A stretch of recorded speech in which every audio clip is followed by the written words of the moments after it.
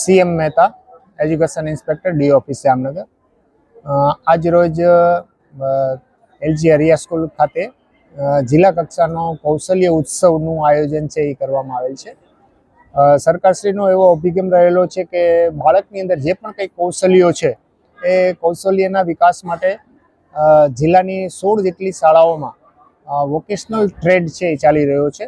એમાં સામાન્ય રીતના કહીએ તો બ્યુટી અને વેલનેસ, આઈટીને રિલેટેડ, મિકેનિકલને રિલેટેડ આવા જુદા જુદા ટ્રેડો આવેલા છે।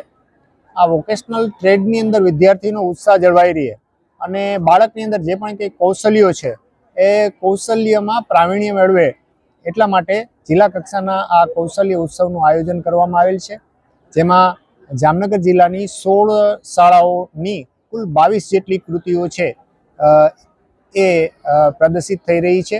અને આ રીતના સરકારશ્રી દ્વારા જે કંઈ બાળકના કૌશલ્યોનો વિકાસ થઈ શકે અને બાળકને પ્રોત્સાહન મળી શકે એટલા માટે આજે જિલ્લા કક્ષાની જે પણ કૃતિઓ આવેલી છે એમાંથી નંબર આપી અને બાળકોને છે એને પ્રોત્સાહિત કરવાનો અભિગમ છે।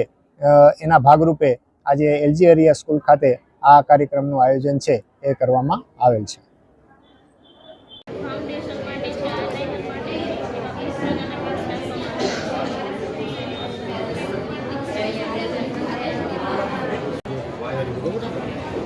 તમે ટાઈમ તો સાચા દો।